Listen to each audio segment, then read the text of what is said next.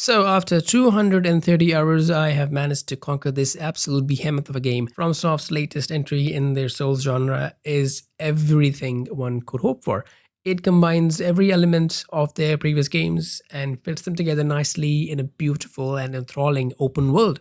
From the red burnt skies of Caelid to the misty and mysterious lands of Liena to the majestic and royal vistas of Altus Plateau, this is a vast world full of character and an incredible amount of content. First up, let's talk about the most obvious thing that you will notice: El Graficante, the graphics.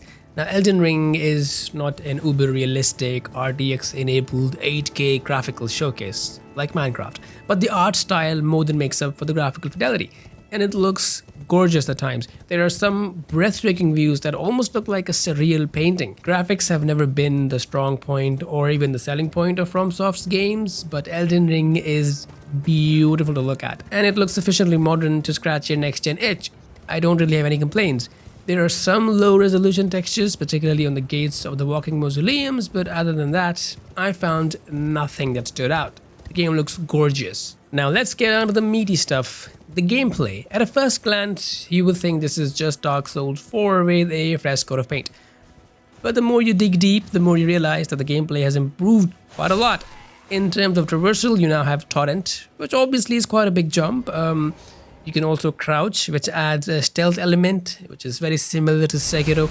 And of course, the biggest change, the jump button. You now have a dedicated jump button accompanied with jump attacks, which I'll get to in a second. Having a separate jump button instead of binding it with running like they did before is a big change, and it does open a wide variety of platforming challenges, which keep things interesting, and it also makes for more vertical dungeons. As for the combat, well, it has seen significant improvements too. The regular light and heavy attacks are similar to Dark Souls. Even the dodge mechanic, with all of its iframes glory, is very similar to Dark Souls. But now that we have a dedicated jump button, we also have jump attacks. And jump attacks are the first major change in combat that I noticed. There are jump attacks in Dark Souls, but it's a little difficult to pull off, and I don't think they do extra damage than regular attacks. Here in Elden Ring, jump attacks are a type of heavy attacks that deal a large amount of posture damage in addition to the health damage. In previous Souls games, you could parry the enemy or do backstabs for massive damage. Elden Ring adds another layer on top of it via these jump attacks, and also Ashes of War, which are another big addition to combat. They are very similar to weapon arts in Dark Souls 3. They are special abilities that you can either find individually or through some special weapon. These are swappable, meaning you can take an Ash of War from one weapon and put it into another. Except the special weapons that come already equipped with their own Ash of War, like the Moonveil Katana or the Shoonveil Shatana. These can be anything from special attacks to various status buffs, increasing your defense or attack power. And there's one that straight up turns you into a hunter from Bloodborne. One more thing that Elden Ring adds is a guard counter. After successfully blocking an attack, just hit R2 and you will perform a guard counter.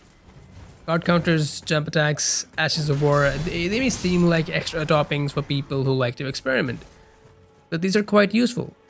Really, you want to be performing these attacks as they do a good amount of posture damage, staggering the enemy and making the fight easier. Believe me, some of these bosses you really want to stagger as quickly as possible, and if parrying isn't your thing, then all of these additional mechanics will help you do just that. So, on the surface, the combat does look very similar to Dark Souls, but there are quite a few changes that really spice things up. As for mages and sorcerers, do not worry guys, Elden Ring has you covered. There is a plethora of incantations and sorceries that you can unlock: glintstone sorceries, lightning attacks, fire attacks, bestial incantations, golden order incantations. The game is filled up to the brim with magic, and recent patches have even made sorceries better by increasing the damage output and decreasing the cast time. Elden Ring gives you plenty of stuff to experiment with. You can also respec by defeating a certain boss and getting a certain item. It's a Souls game, so nothing really is that straightforward, but respecing is a very good option. For the PvE, there is very little to complain about because the combat gives you plenty of tools to overcome challenges. Oh, and I forgot, you can fight while riding your trusty torrent. It's a fairly simplistic mechanic, but it is there, and against mounted enemies, it is a good strategy to employ. The sheer number of sorceries and incantations made an axe-wielding maniac like me put all of my points in intelligence. And if things get too tough, you can always use spirit summons, which are even upgradable. So it's fair to say that Elden Ring knocks it way out of the park when it comes to combat, and does enough to differentiate itself from the previous Souls titles. And now for the PvP, I can't really get into much details about which builds are OP or which weapons are unfairly balanced. They're regularly updating and patching things up, so the PvP stuff is an ongoing battle. Next up, let's talk about the game design. Since I'm no pro in making game worlds, this section would be fairly short. The game is big, it is huge, it is absolutely humongous. So in order to properly discuss it, we can divide the game world into two sections, the open world and the dungeons. For the open world, From has done a fantastic job in making it feel like an actual inhabited place. Now, we don't have a ton of NPCs walking around, but the terrain, the ruins, the draw distance, the structures that you can see from a cliff and actually go to, it all comes together and really makes you feel like this is a living world. There's always something happening, a mini boss, a puzzle, a dungeon. You're always discovering something new, and that sense of discovery really sells this open world as a character of its own. Discovery is the main design philosophy of the game, whether it be in its open world, its combat, or its story. You discover things as you go along, and I love that. I don't want to climb a tower which opens up the map and tells me exactly how many quests there are in an area. There is some repetition, like Churches of America or ruins that you will find in each section of the open world, but that's not a bad thing. The familiarity gives you a sense of reprieve, so you don't feel completely lost. These ruins and churches offer very good items too, so finding them is very rewarding. As for the legacy dungeons, they're great too. It's that familiar, amazing design of Dark Souls, plenty of shortcuts, hidden paths, enemy variety, great boss design. It's everything that you know and love. Elden Ring is such a well thought out and well designed game that it is the only game in which I've spent more than 200 hours. Days Gone bored me to death in about 40 hours. I didn't even finish it. Even Red Dead Redemption 2, which I absolutely love, lasted for about 80 hours or so before I sold it. I don't really see myself selling Elden Ring anytime soon. Next up, let's go to story and boss design. The story is just as vague as you would expect it to be. NPCs speak in vagaries, item descriptions are also vague, cutscenes are vague, everything is vague. There is enough for you to connect the dots and start weaving the plot together, or if you can't, you can always go to VatiVidya. There is one NPC that doles out quite a lot of exposition about the world, so make sure you talk to him. The plot and the lore is quite deep and very rich. I won't spoil anything, but it is quite an epic tale. The bosses though, there are a ton of bosses. So many bosses, my lord almighty. A lot of repeat bosses, but the items you get by defeating them make them worth it. And there's always some spin to the boss, like now the dragon spews ice instead of fire, kind of thing. I'll only be going into detail about the main story bosses and maybe one or two optional bosses. There are a total of 120 bosses in this game. It would be quite difficult to go through them all. The boss design and the accompanying score is some of the best we have seen. Even the gimmick boss, whom I would not spoil, is such an epic fight brimming with atmosphere. It really makes you feel like you are up against something unworldly. There are just some minor things, like maybe a boss would recover faster than you would expect, or one hit would do so much damage you'll be scared to even get closer. Level up your rigor, people. Seriously, level up that shit. I think what it is that they design these bosses with spirit summons in mind. With the right summon, you can absolutely wreck these bosses.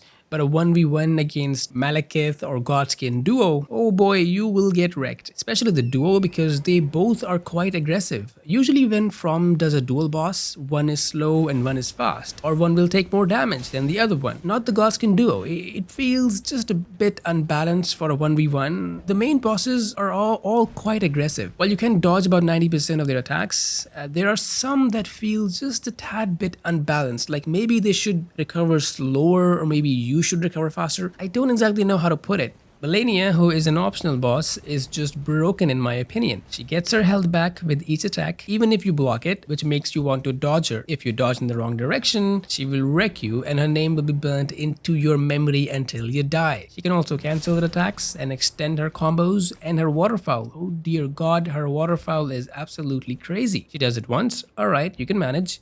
You can tough through it, learn how to dodge it. But sometimes she'll do it twice in a row. Twice.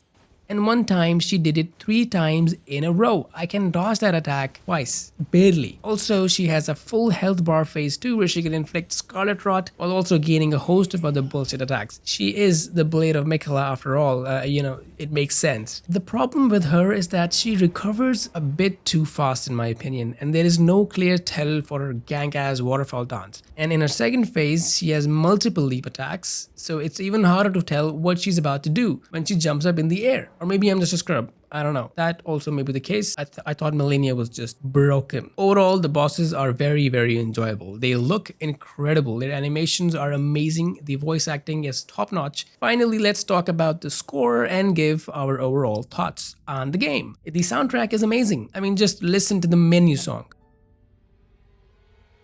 It really hypes you up for the game and gets you in the mood to slay some demigods. I don't really like the Tree Sentinel OST because you hear it over and over and over again, and I just grew tired of it. Other than that, the soundtrack is epic. It's majestic. It really makes you feel like you're going on this heroic, epic journey. It has those elements, unlike the melancholic or the dreadful feelings of Dark Souls or Bloodborne, which by the way are fantastic scores in their own right. So finally, to summarize this very long review, Elden Ring is a fantastic game that combines and builds upon the previous elements of the Souls genre. It successfully brings that formula without bogging itself down and buckling another weight into a vast open world. The open-ended nature really allows for a much more relaxed approach to the game.